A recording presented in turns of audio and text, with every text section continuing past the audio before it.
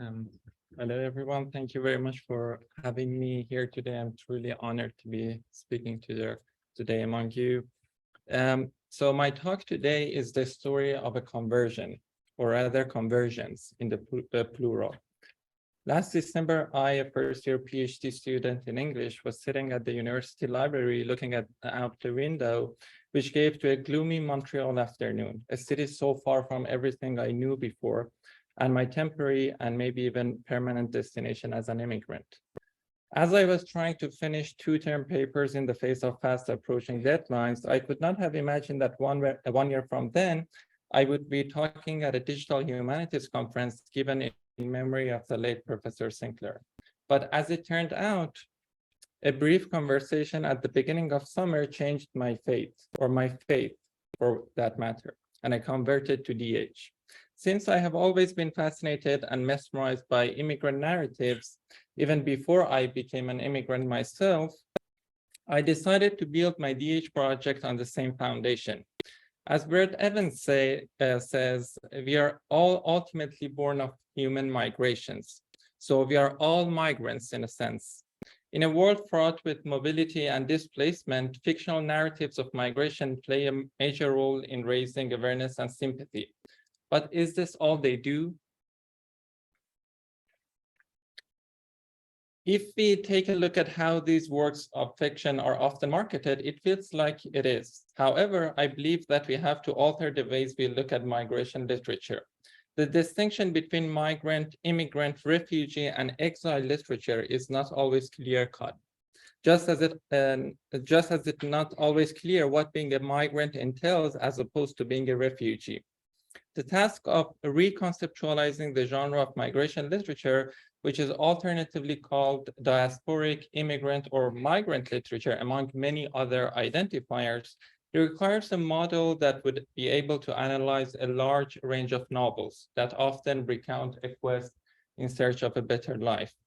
Defining the borders of migration novel, which here broadly refers to any novel that features migrant characters, offers the added benefit of transcending established classifications and making room for more helpful categorizations. In my project, I examine whether the migration novel fits into the category of what Andrew Piper has termed a conversional novel. Based on St. Augustine's Confessions and by analyzing the changes in linguistic patterns in the course of a novel, Piper's proposed methodology seeks to determine if somewhere throughout a novel, a conversion takes place, which he defines as a structure in which narration is marked by a strong sense of before and after, by a singular sense of temporal difference. Previous attempts at theorizing migration literature as a genre have focused on general thematic trends in writings featuring migrants, and in most cases rely only on a few case studies to develop their definition. For the purpose of this study, I focus on a body of migrant narratives consisting of 200 contemporary novels extracted from the Penguin Book of Migration Literature, an anthology of fiction, poetry, and essay on migration, of course, which share the plot of characters migrating from one country to another. So this is the very broad definition of migrant that we have here. Of course, this anthology and its further reading list, which is the source of most books in my corpus, come with their own problems and biases. For example, more than 90% of the titles were originally written in English, which renders the choice of even including translations to begin with problematic. Moreover, the majority of books are 21st century titles, with 2018 being the year which features the most likely because it was the year when the list was being compiled. Currently, I'm in the initial steps of my project, which includes corpus construction and methodological research. As for the methodological approach, I have a mixture of distant and close reading in mind, which Piper calls computational hermeneutics, but has also been termed scalable reading, parallax reading, undogmatic reading, middle reading, and most recently, telescopic reading. What all these methods have in common is a special emphasis on close reading, in addition to reading the texts quantitatively and engaging with them rather than reducing them to data and generalizing. The complexity and intricacies of the migrant and migration problem requires moving past mere quantitative analysis. In fact, as Rebecca Reeston states, even the fact of portraying the migrant as a problem is problematic, but more on that later. To begin the analytical process, the novels are segmented into equal chunks to make the comparison more reliable. Then by using text analysis tools such as those integrated into doyen, word frequency across the corpus and the TF-IDF term frequency, inverse document frequency are calculated. Comparing word frequency through word clustering shows us how the same word and similar word in clusters are scattered in different parts of the novel to eventually see if there is a significant moment of conversion that linguistically splits the narrative in two. In the next step, the novels that represent the most discrepancies between their two halves, or the least discrepancy for that matter, are selected for close reading to see if this discrepancy between the two halves indeed stems from a conversional moment, or rather it is rooted elsewhere.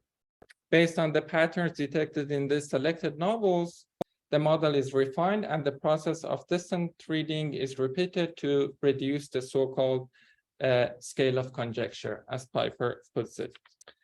I was recently discussing my project with one of my co-supervisors at the English department of University of Montreal, and she told me that she was highly skeptical of the idea of migration as a conversion and migration novel as conversional. She also warned me about reducing migrant narratives to common threads, patterns, and trends. And I cannot deny that I agree with her, at least to some extent. Talking about migration as conversion reminds one of the conservative forms of multiculturalism, where being true to one's culture is perceived more as a rupture and rebirth rather than fidelity. One must renounce their previous faith and their abandoned home to be considered part of the host society. In her 2019 paper, Beyond the Migrant Problem, Visualizing Global Migration, Rebecca Reeston proposes that we take data visualization as a narrative genre that, instead of othering the migrant by showing it to be the problem, possesses the power to portray the migrant as trapped in the problem. Reeston compares and contrasts two data visualization projects of migrant trajectories to conclude how the choice of what to include and what to leave out is directly reflected in how we see a migrant.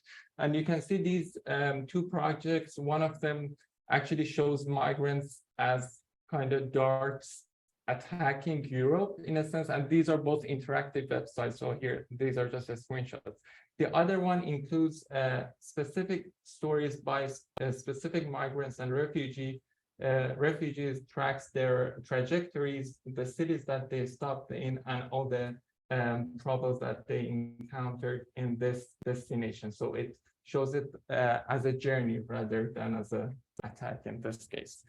A similar sensitivity has to be adopted when treating migration novels, while simultaneously considering the fact that they are works of fiction, even though most of them have been penned by migrants. In his project, Piper analyzes different corpora for autobiographies and novels. An interesting addition to my corpus would be a body of migrant memoirs, which would let me see how conversional a migrant memoir is in comparison to fictional narratives of migration. As mentioned before, one of the outcomes I foresee for my project would be identifying subgenres of migration novel through the lens of a conversional novel.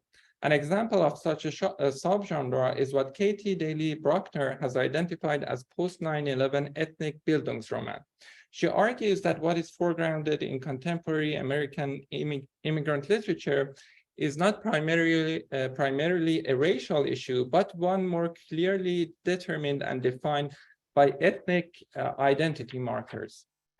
Thus, she identifies common threads in some post-9/11 immigrant narratives and identifies this ethnicity-based subgenre. While her argument is based on close reading of a few post-9/11 novels, the approach towards migration literature that I have suggested here would let me detect common threads in novels not previously associated and not associable through mere close reading. Though originally a religious concept, conversion in this context need not be perceived as a faith-changing experience. However, it is often portrayed as life-changing and even a traumatic experience. The research that I'm going to undertake may not yield any groundbreaking results. It may simply prove that all migration novels are highly conversional and show a great rupture at the point of coming in contact with the new land, thus rendering the whole concept useless for categorizing and reconceptualizing migration literature. That being said, it has been an integral part of my personal conversion, radically changing the ways I think about the big picture, but also the small details. And for that, I am forever grateful, even if I convert from it one day.